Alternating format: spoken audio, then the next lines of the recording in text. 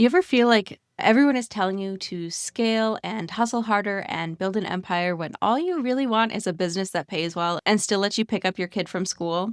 Because same. And that is why I could not wait to interview Maggie Patterson. Maggie is the creator of BS Free Business and the author of Staying Solo, which is a book I absolutely devoured, by the way. You have to read it. Maggie hosts two podcasts, Sing Solo and Confessions of a Micro Agency Owner, and she also co-hosts the consumer advocacy podcast called Duped: The Dark Side of Online Business. And if you have listened to any of those, you know she is a powerhouse when it comes to calling out toxic marketing and building a business rooted in actual integrity. With 20 plus years experience as a client-based business owner, Maggie helps service providers build what she calls a boring business, aka profitable, sustainable, and not built on chronic hustle. She's one of the most honest, grounded voices in the industry, and I am so excited for you to hear this conversation. Welcome to Mompreneur Mastery, content strategy that sells without spending all day online or having to sell your soul to the algorithm. I'm Sydney O'Brien, homeschooling mom of 3, military spouse, and marketing and messaging strategist for women who are so over the pressure to just post more, keep up with trends, or use fake urgency and income claims to hit sales goals. This show is your permission slip to quiet the noise, clarify your message, and create content that connects and converts, even in the tiny windows of mom life. Maggie, for people that don't know you, can you tell us a little bit about your background and what you do? So I actually started my business 20 years ago, and it's had lots of twists and turns. My background's in communications. I've done a lot of business consulting over the years, and now I run a company called BS Free Business, where I work with small business owners that run service businesses. So they're typically solo, like true solo business owners doing consulting or creative work. And then I also work with some very small, like what I call micro agencies. So they're generally creatives or professional service providers that have a small team. Nice. And what made you want to work with solopreneurs? It's one of those things that I think there's a couple things. Is that's how I started out. Like I do have a team now, but the majority of my clients are still solo service business owners. It is a really underserved market. And I know you've been reading the book. I talk about this a lot in the book, is that like 80% of businesses in the US are one-person businesses. Yet traditional entrepreneurship advice is very, very much about like Shark Tank level or having a brick and mortar, when the reality is most businesses are one person and most businesses are service business owners. And what I've really, really found is that's a really hard place to be when you are, especially if you're on, in the internet, on the online business world, like you start to feel less than, you start to feel like your business isn't legitimate. Like I have to grow, I have to buy this really expensive coaching, I have to do all these things. So I want to be like the antidote to that messaging, to be like, hey, this is a legitimate choice. It's what the majority of business owners do. And like, let's talk about how to make sure that you are not falling into traps of burnout or not paying yourselves or those types of things. I really love that because it is so easy to get caught up in those like the bigger marketing messages around that, like grow and scale, which is all like really great, but it's not super doable for small teams or like solopreneurs. And I feel like a lot of it is also kind of misleading, the way people make certain claims about the successes they have had in online businesses. So I have been really enjoying your book and the way it talks about all of that. So highly recommend for anyone listening. And you also mentioned in the book that online business world has gotten kind of culty, which I found to be really interesting. Could you talk about that for just a minute? Yeah, I mean, I talk about this all the time, and I'm always like, oh, sigh, I wish it wasn't this way. But what we really see is, the same way we would see with like multi-level marketing companies or we see in traditional cults, we see a lot of marketing and sales tactics, influence tactics being used in a way that is designed to shut down your critical thinking, to convince you this person has the answers, and essentially take your money. And like something that we would traditionally label as a scam, like, you've got some friend who's selling some crypto thing and you're like, oh, no, no. We look at this a little bit differently because business owners are hardwired to be hopeful. We are optimists. Like we are like, hey, I'm going to be out here. I'm going to make my own way. So we think, well, why couldn't it be me? Why couldn't I make all the money? And we get really lulled into this sense of that they have answers, that we don't have answers. And the cultiness comes in terms of some of the financial abuses that happen. I hear these stories all the time, and it's really way more prevalent.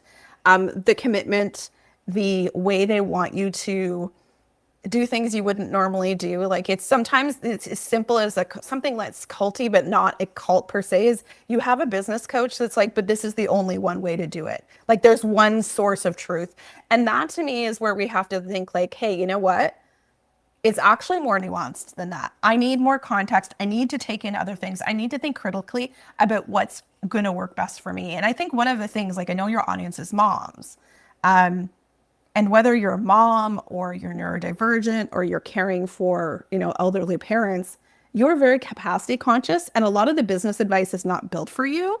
And then when you combine it with the culty part of it, that's where it gets really messy. And people start to feel really bad about being able to make money the way they've made money. And like, it's just not good enough. Mm-hmm. So I feel like, and you've talked about this as well in your book and also on your podcast that I've also been listening to, there's kind of like these trends in offers as well, like funnels and then courses and then memberships and like this promise of like scaling your business. Is there a better Yeah. way that people with less capacity, like moms, caregivers, neurodivergent people, should be kind of focusing their efforts when it comes to their offers and building their businesses? Yeah. So this is a really, really good question. And I think the simplest answer is so many of the things you just listed off, like memberships and courses, they're not bad, but they're not as simple as they're made out to be. And this is why I'm very pro services. Like, I think those offers can be great if you have an audience, but we don't talk about all the marketing it takes to fill those things up. They're like, create your membership, you'll get 1,000 members. That's like 1,000 who? Like, where are those people? Where are we getting them from? It makes no sense. So, for most people, sticking to services and being really, really mindful about like, what are my boundaries? How many clients can I take on? How do I communicate upfront that this is how I work? Maybe I don't have weekly calls with my clients. You have a permission slip as a business owner to create the business in a way that it's going to work for your real life. And I always say to my clients, like, is that like, they'll tell me something, I'll go, is that going to actually work like for your actual life? Because you just finished telling me what a train wreck all these things were, like, because real life is happening around you. So, if it's not working for your real life, it's not going to work in your business. Like, you just need to be very, very honest. And I mean, I've been through this when I started my business. My son was home for quite some time. Then I had part-time daycare. Then I had, school hours. I've gone through deaths of parents, caregiving, dealing with my own health. Like there's always going to be things in your life that are impacting your capacity and you have to account for them. And you cannot schedule every single hour you have available for work to do actual client work. It just doesn't work that way. Right. I love that you mentioned that. I feel like it's very easy, especially when now we're existing so much in like the online world and seeing all of these, oh, you can have what I have type of marketing posts. It's very easy to get caught up in that and then realize, no, that's not going to work for me. I can't quite have that, especially when you mention like filling those memberships, which would be lovely to have all the 1,000 people. But I think it's pretty eye-opening when I talk to people, when I talk to them specifically about Instagram, because that's what I do, Instagram marketing. But talking about like the realistic conversion rates of that, like not every single follower is going to buy. It's like a very, very small percentage. And even for like email, it's pretty small. I think we need to have some realistic expectations there, both as business owners, but also when we kind of consume marketing for other services and like business coaches and all of that, something to keep in mind for sure. Yeah, I'm glad that you brought that up because I refer to this as like the audience growth grift because it's this idea like it should be so easy. Like if I have 10,000 followers, I'll have 10,000 clients. And it's like, no, the reality is it's probably maybe like 20 of those people or like 30 of those people at the most are going to buy. You have to have the right offer. And I think membership's such a great example because it's so hyped up right now. If you have very limited capacity and you're like, I can only work 12 hours a week because it's when my kids are in preschool.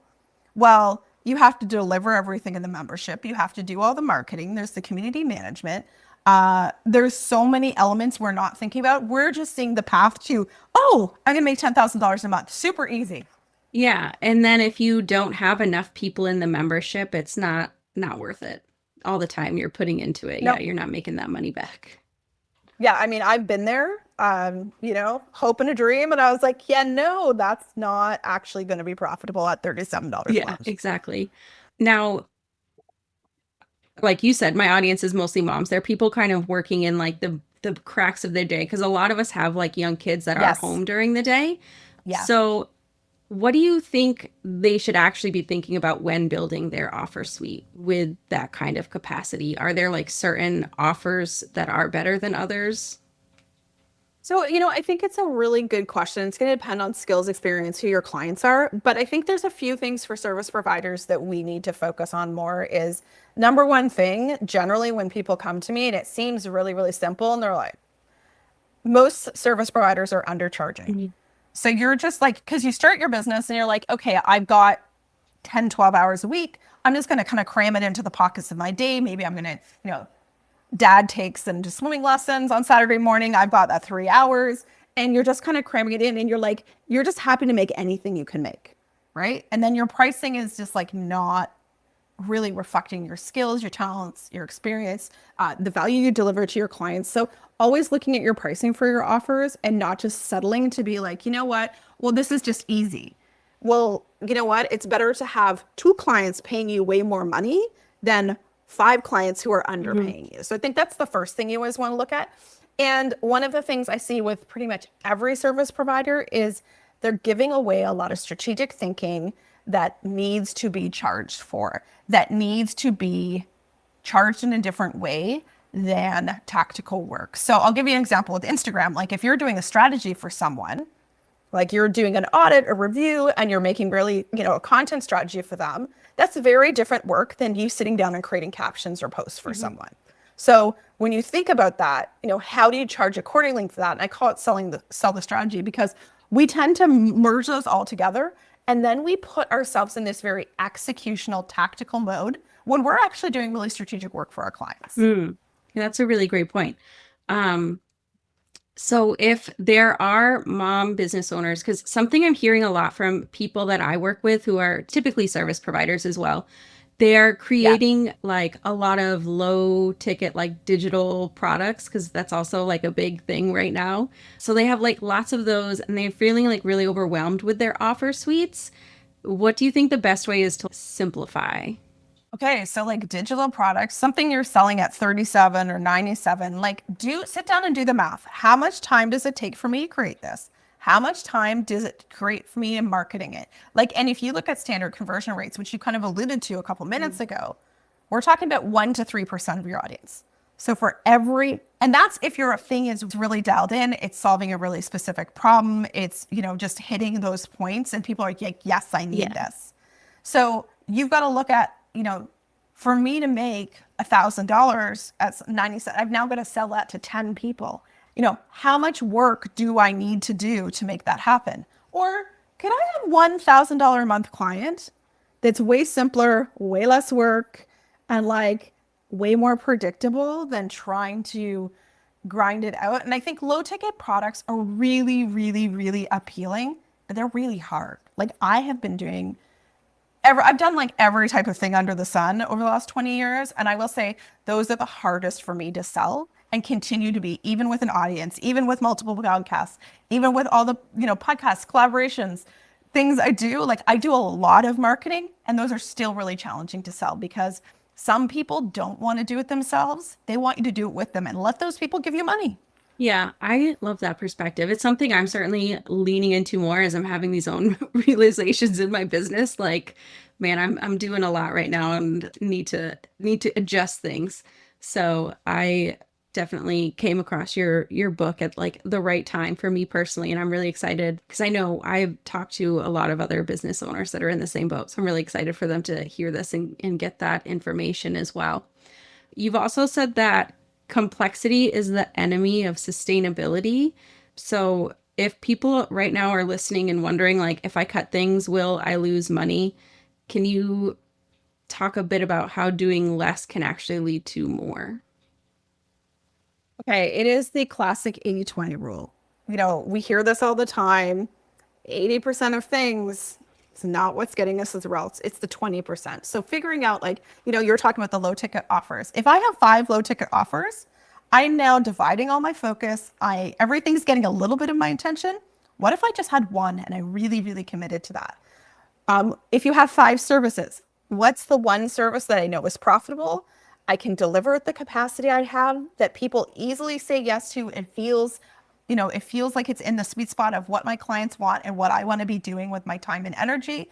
Looking for the simplest things, because we really start to think about like more is better. And actually, the simplicity of having less offers means less marketing, less sales, less cognitive load for you, less decisions.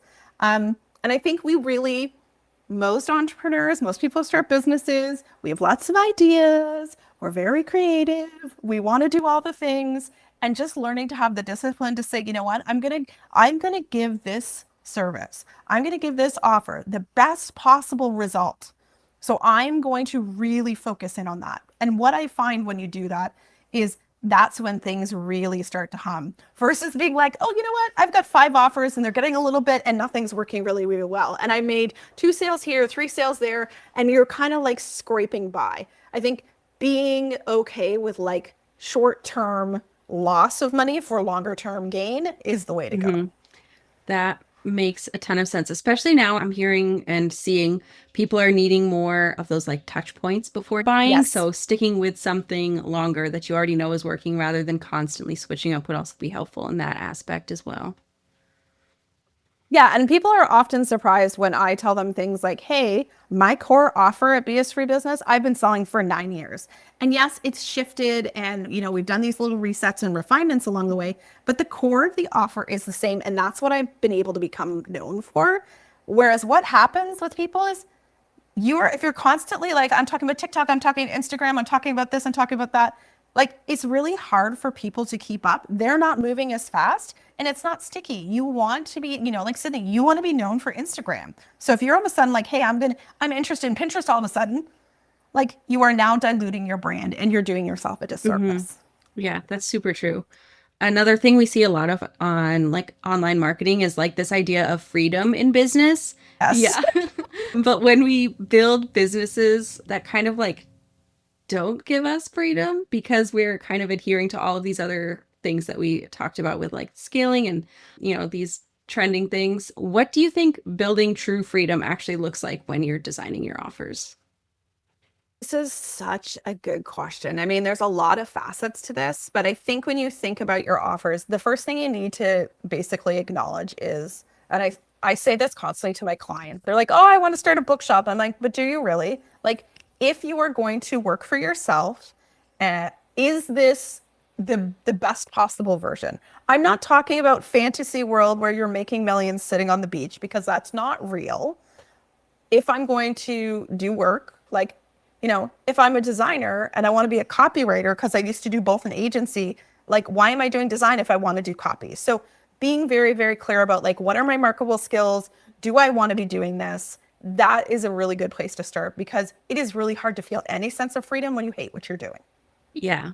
So, what is the most acceptable version of work if I have to work? Because the reality is most of us do have to work. We're not independently wealthy. So I think starting there, and then also recognizing freedom is not necessarily like, I'm not working, I'm not doing this. It's like freedom to be flexible with your schedule, freedom to not have to like respond really quickly. So it starts with really little things like boundaries, communicating those to your clients, reinforcing those with your clients, making sure you're not over delivering, that, you're not constantly in scope creep.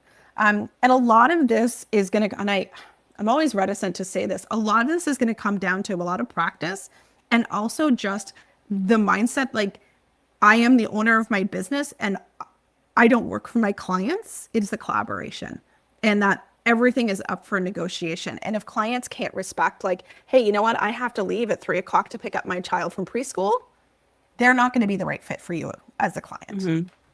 That's super true. I love that you mentioned the small, like, bits of freedom, like being able to take your time responding and things like that. I feel like that's something Yeah. I would kind of take for granted and or like look over really as freedom instead of what I see a lot online being on Instagram all the time of like, oh, I'm making sales from like this resort while I'm like doing nothing, sitting by the beach and stuff like that. It doesn't always look like that. No, and I think you've got to remember that all of that is designed to be Hmm. aspirational. They're selling you a dream, and that dream is not real.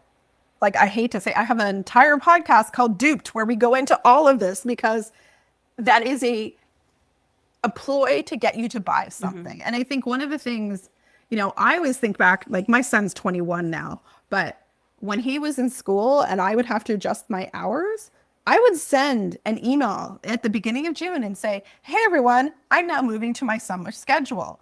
And that means you may find me working at non-traditional times. Like I'm not going to be working between 9 and 3. I might be working at 8 p.m. Like I will respond to you within, and I think freedom to communicate those things and have your clients respect that, that meant I could go to the library, I could go to the pool, I could do what I want and not feel like I was being fractured all the time. And that is going to be very different in different seasons of your life. But I think having those boundaries there and communicating them really clearly is the first step to that and is something you would need to consistently be doing with Hmm. clients. I love that you mentioned that. I literally have like in my email signature, I might respond outside of normal working hours, but do not feel the pressure to respond right away or like outside your own normal working hours. Because a lot of the times, yeah, when my kids are home, I'm like writing emails at like 9 p.m. and things like that. But I never want Yep. other people to feel like they need to do the same to like keep the conversation going or anything. And this is why I'm a huge fan of send later. Mm, Like I would write things at God knows what time, and then I'd just be like, it magically go out at 8:32 yeah, a.m. that's very smart. I don't know why I never thought of that, but I'll have to use that. I don't want anyone to think I'm actually working at 9 if I was. Yeah, that's a good point. Like, don't expect me to stay up late working on your stuff. Yeah. Exactly. Now, I also have seen this kind of belief that if we're not like working on scaling or growing, your business is kind of like stagnant. So what would you say to like the mom business owners who are hitting their income goals but not scaling, I guess. I'm just going to keep using that term, who might feel like Yeah. she's doing something wrong because it's not what everyone else is talking about or doing in business. So I talk about this a lot in the book, and I'm sure you've been into that section by now. But there's a difference between growth and scale. And my background's in tech communications, and we talk about tech companies scaling. Like that's true scale. Like, and what it means to scale is I am making more and more and more of my money without more capital investment. The way scale is used, and I'm such a words person, but it annoys me to no end the way that this is a misused term. The majority of what businesses are doing in the online business realm and what they're talking about, it's not scale, it's growth. Number one, scale is not something that most businesses are ever going to really achieve as a solo business owner. So if you're making $5,000 a month and you're like, I'm good, that's okay. Like there's nothing wrong with that because I think the one thing that happens, you get it chips away at you over time. And the reality is like most of your friends are looking at you going, I'd like to make $5,000 a month and have a flexible schedule or whatever that number is. And then getting really clear for you, like, what is that number? What is enough? And for some people, that's might be $1,000 a month. For some people, that might be $10,000 a month. It's not about the number. It's what that number means to you and your family and for your life. And there's no magic number that makes you more or less legit as a business owner. So so many times I talk to people and they're like, I'm just making it. I'm like, do you know you make more than most business owners? They're like, what? Like people have totally lost the plot. So just know that whatever you're doing is good enough and you need to figure out what that enough number is for you and plan from there. It's totally normal to want to grow, but growing is not doubling your business every year. Sometimes it might be, hey, you know what? I have a client, worked 10% less and made 11% more. That was a win. Yeah, that's a big win. And Yeah. you kind of mentioned this, and I know you mentioned it in your book, but the amount of money solo business owners make isn't as like it's not a ton. So if you feel like you're not Yeah. hitting those like 10K months or whatever you hear everyone like talking about or bragging about online, they're not. It's like the actual number They're was not. what it was like 39,000 or something. I think it's like Yeah. $46,000 in the Okay. US, and maybe it varies by country, but there is consistent research that shows a few things. Is number one, the majority of businesses never make $100,000 a year. Mhm. Like, and that's just the numbers bear that out, especially if you're a woman-owned business, especially if you're a woman of color. Like those numbers go down and down and down. So, and that's not to say you can't defy that and do better than that, but also like when someone says, "Oh, I'm making 10K a month," just know that they maybe made 10K one month, and maybe it's because clients all pay their invoices at once. Like I've had some really big months in my business, but if I was to sit down and tell you all the reasons those happened and what was happening on either side of that, it would you would be like, oh, so just know people are a little fast and loose with how they talk about their numbers. And that's why, to me, as a consumer, I look at anyone who's using an income claim to say, I made this and I can teach you too, or, you're gonna make $10,000 a month or whatever. I approach that with a lot of skepticism, and I don't do business with those people because I don't want to be deceived in that kind of way. Yeah, I feel the same way. I feel like so many people are making those income claims online now, and every time I see it, I just kind of cringe a little bit. Um, Yeah. and just because you like that, not you specifically, sorry, that person did it for like their business doesn't mean they can necessarily get you those exact same results because, like you said earlier, there's a lot of nuance in everyone's situation and considerations and things like that. Yeah, and there's never the full story. And, like you think of some of the biggest names in the online space. Like they're like, "Oh, I've made $32 million total." Yeah, they started in 2011. Yeah. It was a very different world. Like I remember that world. Facebook ads were like $1. Like that's not reality now. And I think especially now in 2025, like we are navigating a lot of things we don't have a playbook for in terms of the economy, the geopolitical situation. There's constant crises. People are very conscious about their budget because, if you've been to buy anything at the grocery store, you know what that looks like. So your business is now operating against all of those things in the background. So what worked even a year ago is going to shift and change. Hmm. Yeah, that's super important to keep in mind right now. There's a ton ton going on. And it definitely affects Yes. buyer behavior. So definitely don't feel bad if your months look different than they used to, or you're not getting those 10K months that you see online.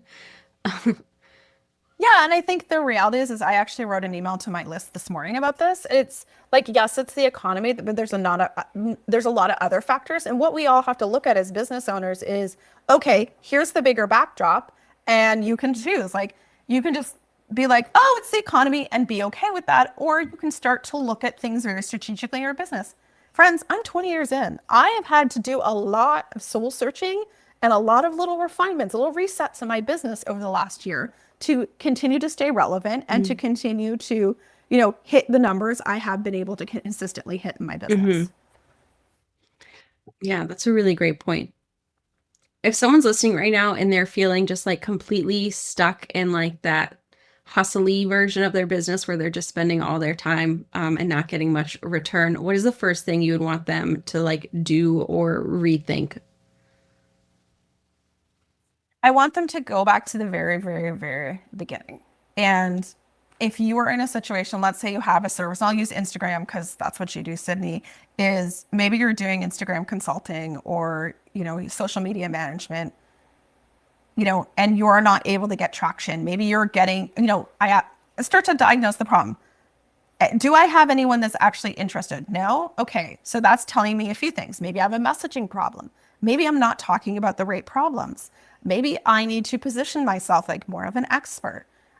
Maybe I'm not doing enough marketing. That's a really common one I see with service business owners. They're like sitting around twiddling their thumbs. They're like, I don't have enough clients. And I'm like, what are you doing about it?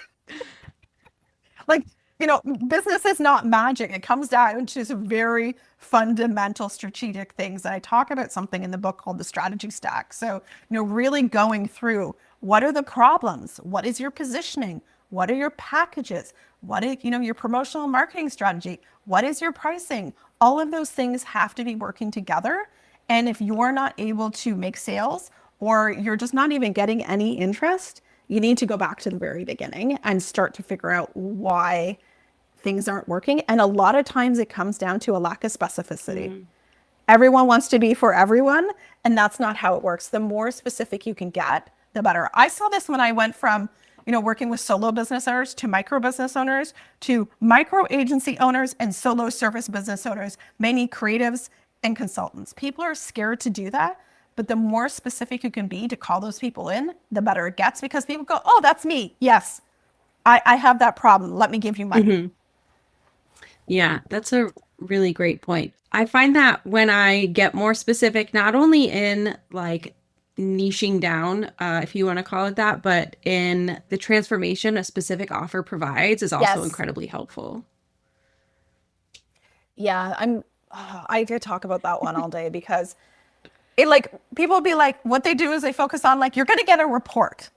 Well, what is the report going to do with me? What is the promise of that report? What is the specifics of what that's going to do for me in my business? We want to talk about deliverables, but what is this actually doing for your end client? If you're working with a veterinary clinic, does it mean they're going to get more inbound leads in their website because you're a website designer, and that means more clients coming through the door? We want to be you get a new website. And it's no, it's much deeper than that. People don't pay for that stuff. They want the end result that solves the problem they have. Yeah, for sure.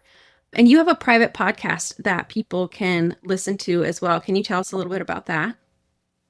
Yeah, so I did this podcast. It's called Staying Solo Stories, as a companion to the book, because I share some stories in the book. And one of the pieces of feedback I got with my early readers is they were like, I want to know more about these people and what they're doing in their business. And we're all really nosy. We love a good behind the scenes. So I interviewed 7 different clients. I share part of my clients and friends. And I also share part of my backstory of how I started my business and, where I got to today.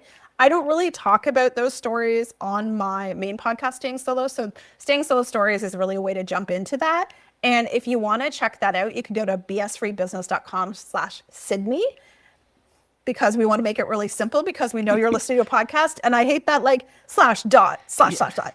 And if you want to also check out my main podcast, you can go to just Staying Solo, and it's all the places this podcast is. Perfect. I'm definitely going to check that out, because I do love that you included all of those people and I in your book, and I also am very nosy. So yes, excited to listen to that. But thank you so much for coming on and sharing all of your insights. I found it really helpful, and I'm also going to include a link for your book in the show notes, because it's probably one of my favorites. Awesome. I highly recommend that everyone read it. It's so good. Yeah, and it's a really good introduction to my work, because as I always say to people, the name of my company is BS Free Business. So I am a little sweary, and I'm very direct, and that is either for you or not for you. So it's a low risk way to get to know me a little more. Yeah. And there's just so much good information in there. And I love that. I feel like a lot of what I see about business right now is just based on vibes, but you have all the research and the statistics and the data to back everything up. And it just makes me so happy. Thank you. That was 3 chapters of setting up my entire premise. And that's when people are like, what was the hard part of the book? I'm like, that took me forever. Yeah. It was well worth it. Thank you. So yes, I will have the links for everything in the show notes. And again, thank you so much for coming on to talk to me. Thanks so much, Sydney. That's it for this episode of Mompreneur Mastery. If you're building a business around your life, not the other way around, and you're tired of being told to hustle harder to make sales when you're already hustling at 110%, I hope this gave you a breath of fresh air. And if it did, I would love it if you left a quick review or shared this with another mom entrepreneur who is ready to market with more strategy and way less stress. And if you want to see what a cohesive content map across multiple platforms with strategic messaging looks like, check out the link in the show notes to grab your free copy of the Buyer Journey Content Map. I'll see you next time.